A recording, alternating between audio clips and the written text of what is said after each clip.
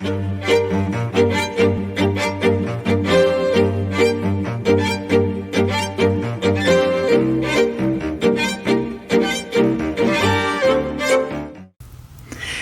and welcome back to Aubrey Books and Coffee. Please grab your favorite beverage of choice and join me. It is the end of September, everyone. We are finally into fall. Hallelujah. Bring on the fall vibes, please.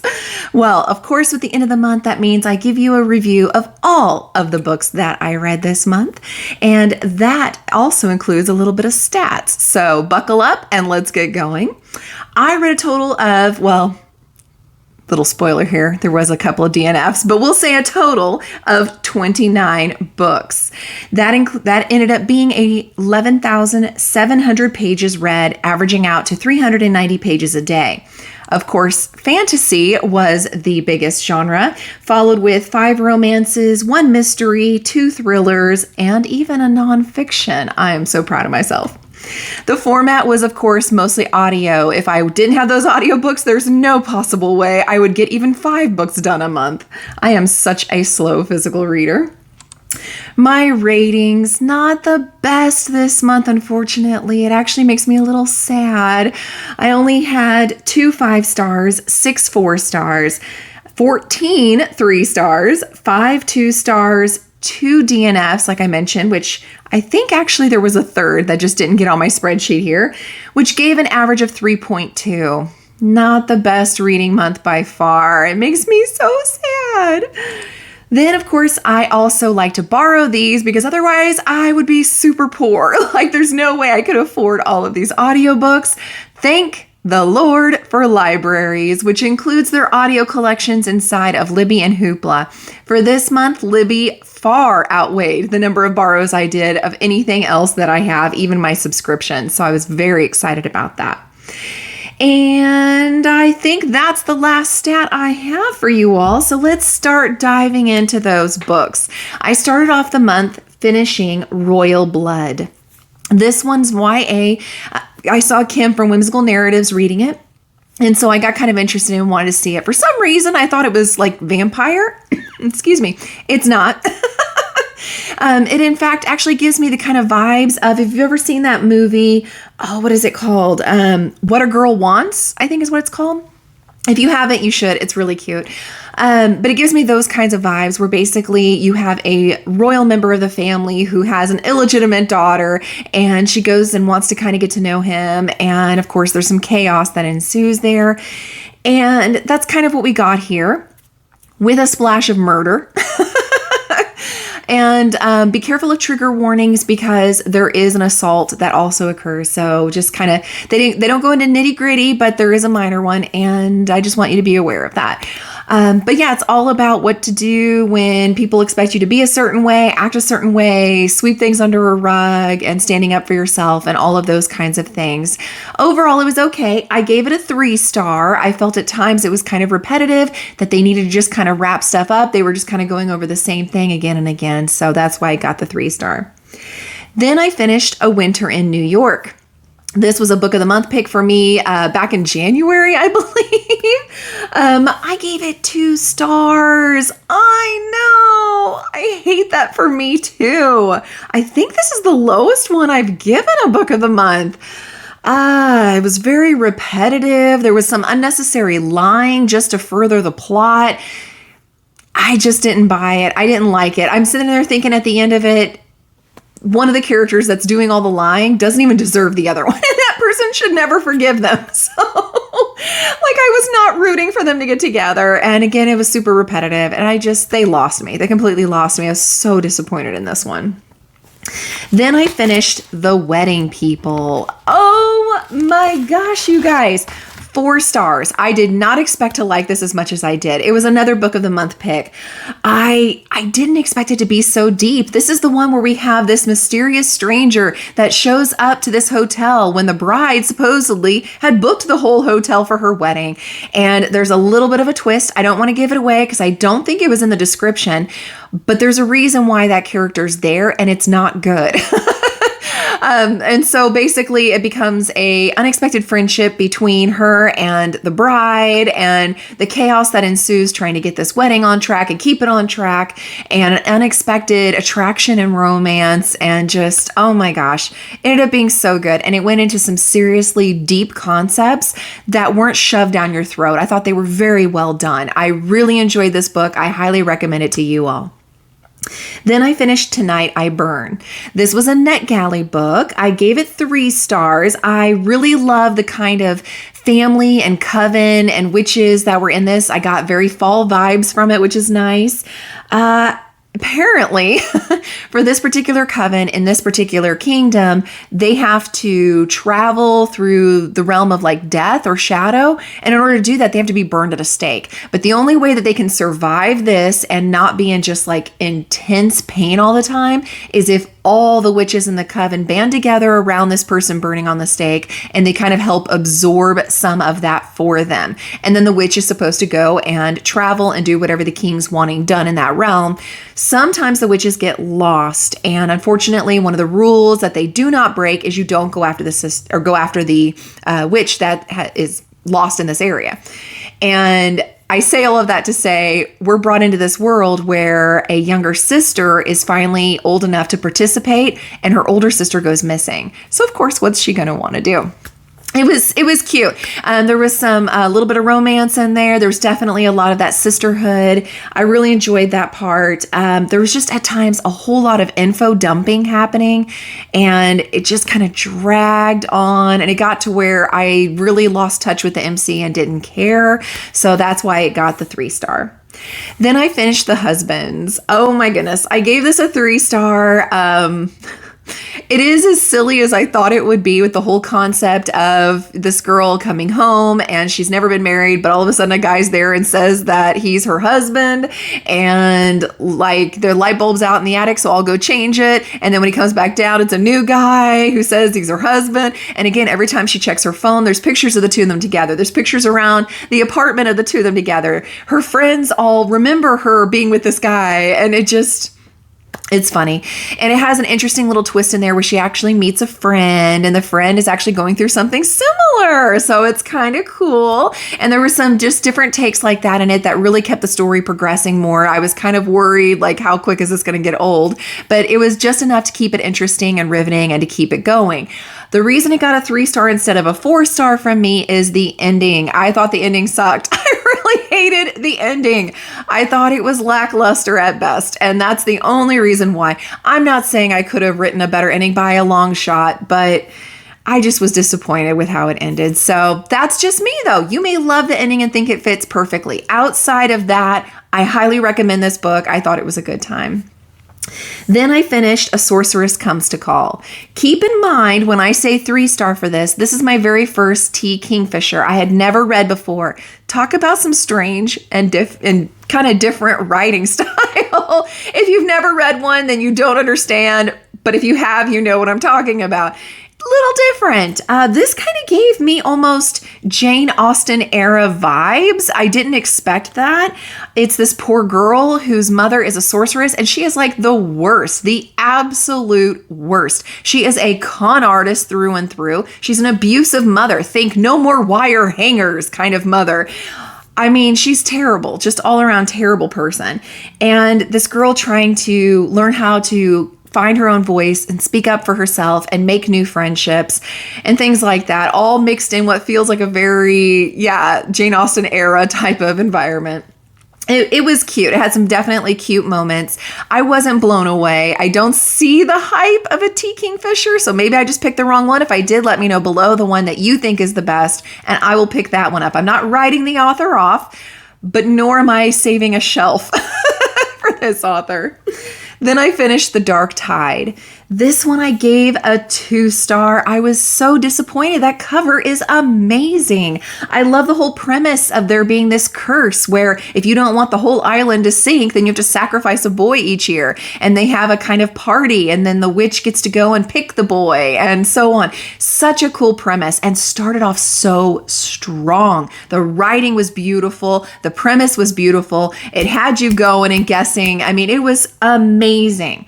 Then halfway, it drops the ball big time. And all the way to the end, it's a slog to get to the ending. The plot twists just felt like they were thrown in there to try to make it more interesting at the end. They didn't even feel like they really fit to me. And so again, by the end, I didn't care about the characters and was really disappointed. Then I finished The Road of Bones. This was also a NetGalley. Thank you, NetGalley. I appreciate the advanced copies. I will say, I think I like it, not a different star rating, but a little bit more now that I've percolated on it than after I initially first read it. So I still stick with my 3-star rating, but I think it's one that you have to really ruminate on for it to grow in your mind. It was kind of slow and boring in places, especially in the middle. It starts off really fast paced and there's crazy things happening with this girl and her father, and she's finding out things that she never knew were the truth about her dad, and she has to be very careful in the woods, and she meets up with these guys that she's hoping will help protect her from these vampire deer and other crazy animals. However, she gets really, really on my nerves, like really fast. The romance that's supposed to be happening in here feels kind of cringy and forced. I did not like it. And for as dangerous as these woods are supposed to be, you really don't see a lot of that danger. It's hinted at, you don't see a lot. And these vampire deer that I was so excited to read about, such a letdown. I'm not even going to lie. Such a letdown. So I am not continuing this series, and I would only recommend it for certain people.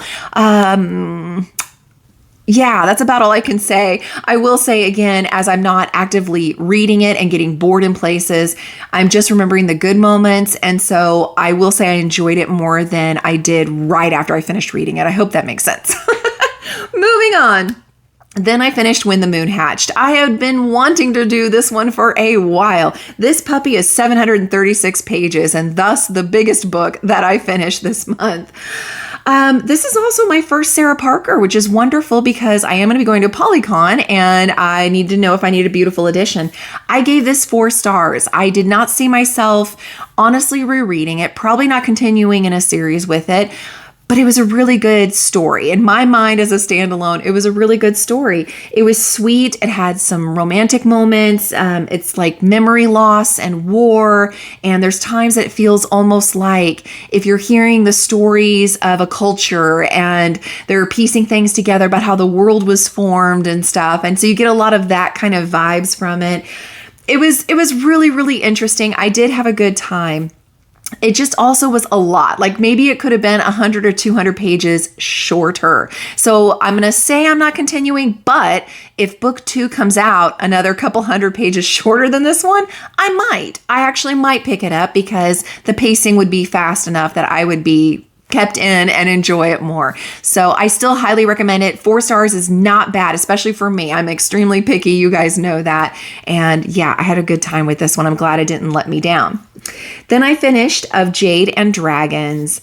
This one I gave a 3-star. It gives me Mulan vibes, big time. She tries to pretend that she is a boy, in fact, her brother. She goes to this engineering school because her father was murdered by an assassin and she needs to try to figure out what went down. And oh, by the way, she's always wanted to work there anyway, so she can learn from the best engineers and can kind of hone her skill as well. Well, she does get found out right away, so this is not a spoiler, by the prince.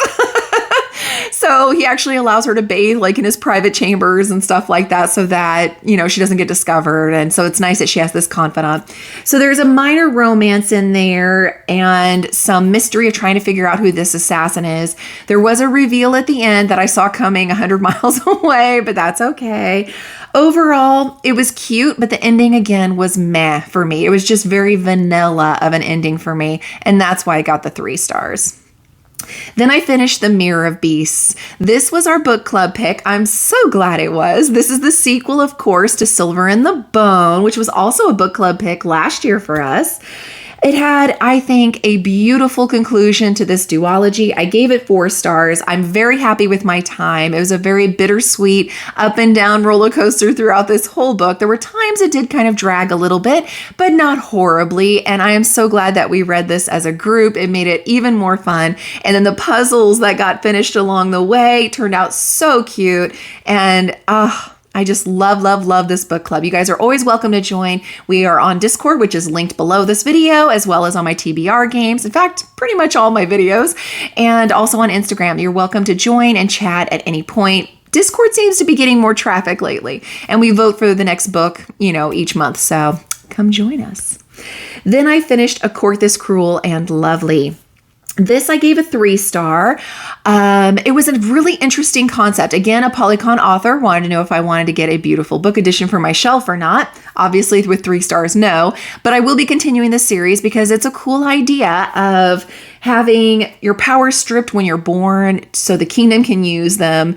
And then what happens if you don't give up those powers early on? So it was interesting. It was interesting. And I loved the little bickering and bantering that happened between a few characters. I don't want to give anything away. I will say, though, I feel like towards the last third of the book, there was so much setup done for the next book in the series that it almost felt rushed. Not in a bad way, just I think I would have given it 4 stars if the same pacing we'd had the whole time had continued to the end.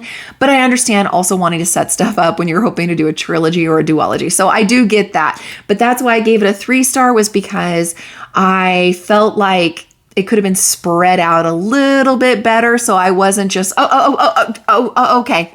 And instead was just enjoying the ride. It almost took me out of the moment a little bit with things just happening, bam, bam, bam, bam, bam. Hope that made sense. Then I finished I'm Glad My Mom Died.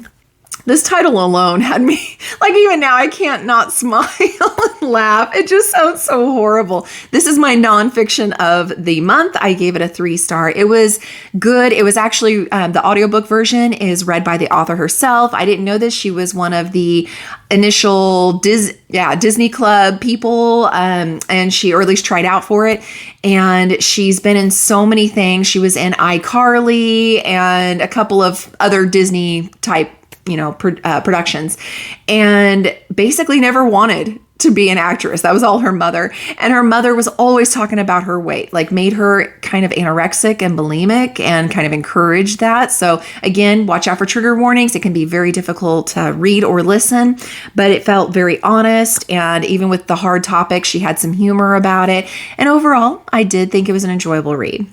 Then I finished The Lost Story. This was a book club pick also. Did a lot of book club picks this month. I'm kind of excited getting through my shelves.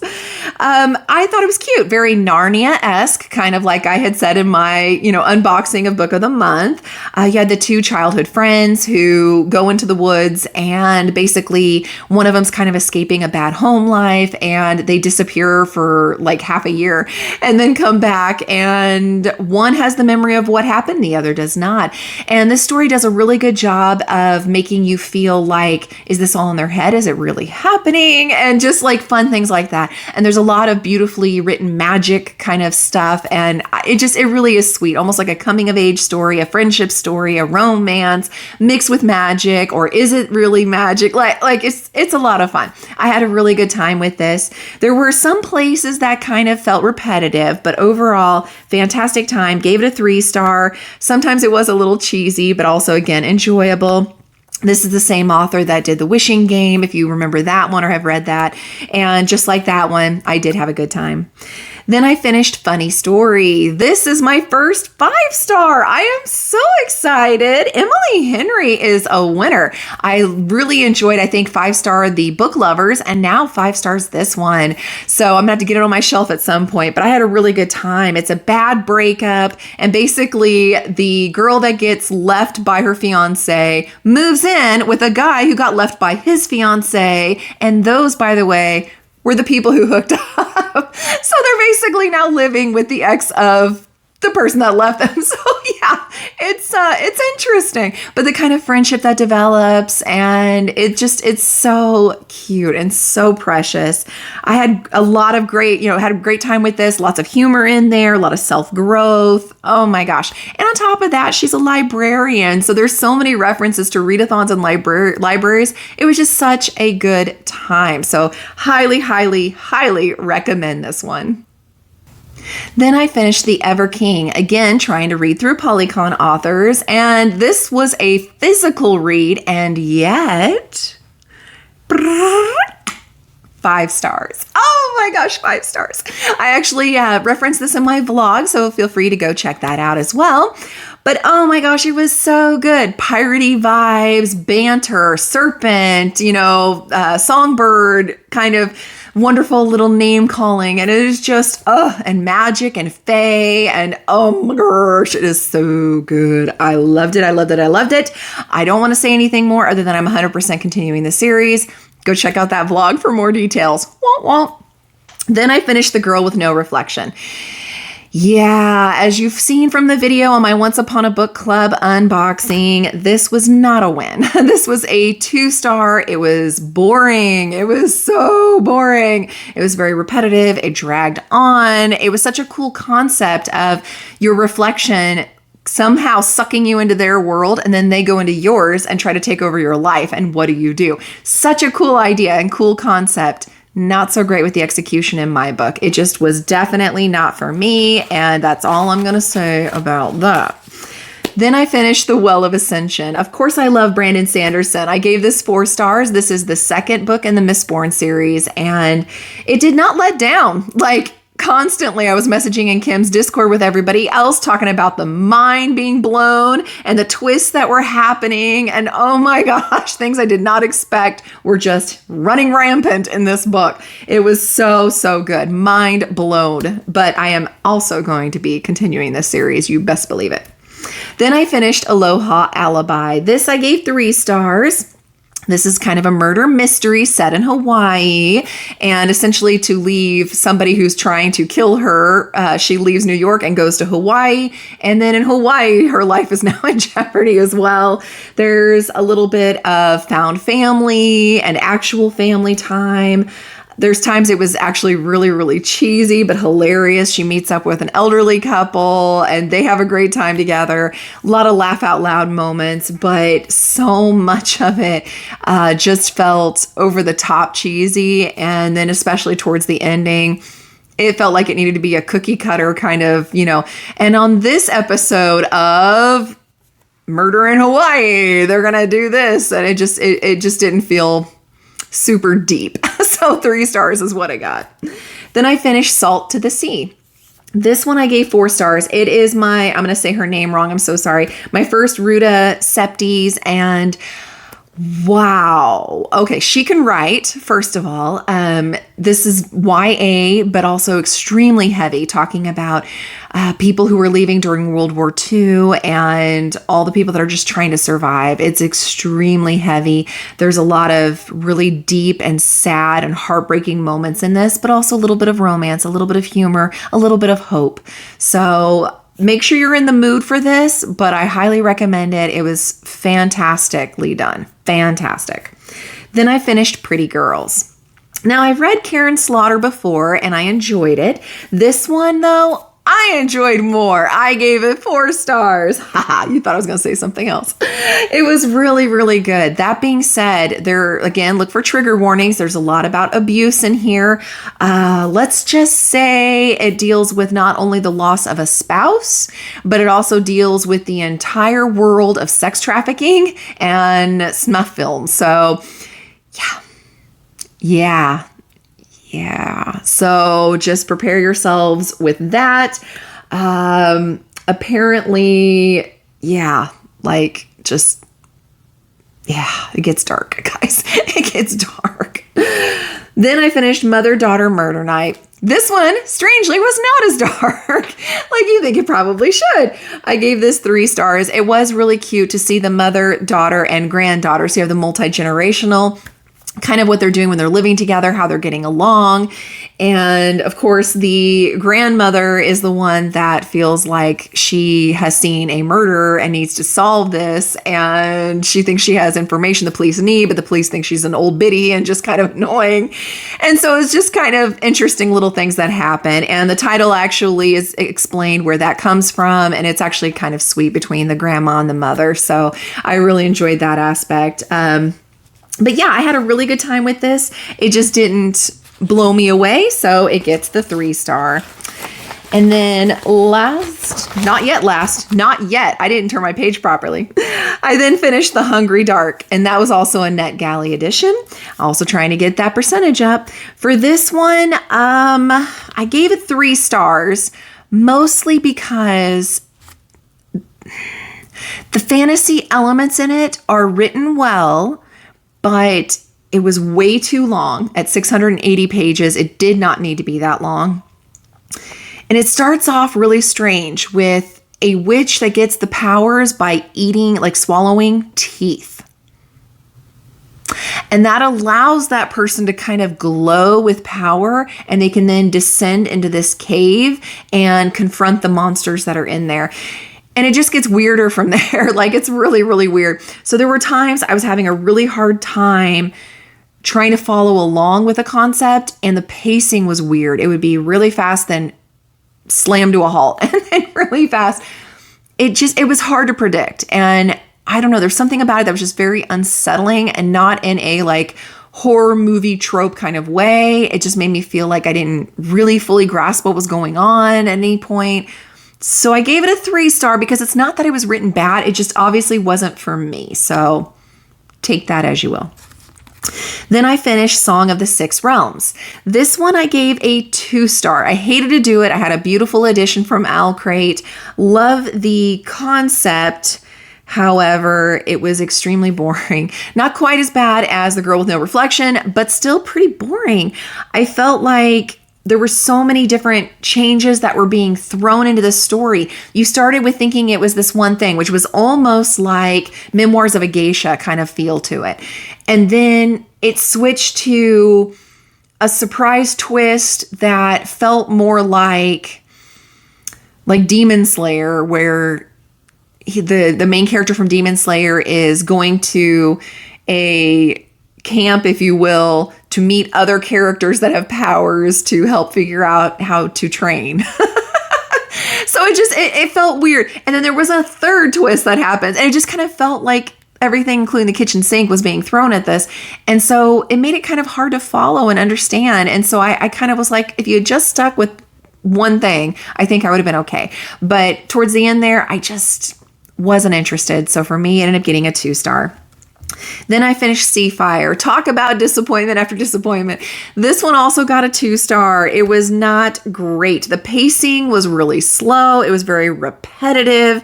The plot progression was almost non-existent. The only thing I really enjoyed out of this was it was an almost all-female cast and crew, and I loved the strength these women had, and uplifting women in general was the main concept here, almost like some feminism going on. And so I really enjoyed that aspect, but the rest of it was a miss for me. Then I finished The Wicked Deep. This got 3 stars. It had some oogie moments though. I can't say too much because it would give away the twist that it happens near the end. But once that twist happens, you look back at everything that just happened and you're like, whoa, wait a minute. But X happened. Ew. So yeah, that was disappointing for me. Then I finished The Dragon Republic. This got 3 stars. This is the second book in the Poppy War series. I will not be finishing this series. I know there's only one more, The Burning God, but I'm not going to do it because this one was so slow. It was about 672 pages. It didn't need to be. R.F. Kuang is such a fantastic writer, and the first book in the series went so fast. This one, there was just way too much that was political. There was way too much that was them training. There was way too much setup for what you did as your twist at the end that it just made it feel like superfluous. And so for me, it was a miss. It makes me feel like if I go into the third one, I'm probably going to be disappointed because I think I know exactly how it's going to go. And I don't want to do that. I finished this one and I'm going to let that be at that. All right, so now let's talk about those DNFs. First, I DNF'd Air Awakens. This was my first COVA. This is again a Polycon author. I'm kind of disappointed though. I hear so much about this series and how beloved it is by Cassidy and Mel and everybody over there. Not for me. It just was not for me. I ended up being extremely bored. It was written very juvenile and like beyond middle school even, like very juvenile. And I just didn't care about the character at all and I didn't like it. So I had to DNF it. Then I tried reading Recruitment, a cool concept, but kind of out there. And even if you do suspension of disbelief, was still just not working for me. And a whole lot of info dumping in the beginning. Like you would go almost an entire chapter with maybe one line of something a character says and the rest is info dump. Like it was intense. And so for me, it was a DNF. Then last but not least, Age of Death. This is book 5 in Legends of the First Empire series that I had been loving by Michael J. Sullivan. This one is a soft DNF. I just really did not care for the story. I love Suri. Every time Suri's POV popped up, I was excited, I was happy, I was invested. Everybody else, though, I didn't care. And we got so many new POVs that now it's really hard to kind of remember what character is what. And normally I can just cruise through like with Sanderson's when there's just tons of characters and I just get to see my favorites and I'm happy. But there were so few of the Suri moments and so much more of these other new characters. I found I was bored and I just didn't care. So I'm just going to soft DNF for now. Maybe I'll pick it up later, but for now, I'm just not in a place for it. All right. So last but not least, I am still walking towards Oregon, and everybody, for September, I got my butt in gear and I've only got 52 miles to go. So I think I may actually make it to Oregon. We'll see.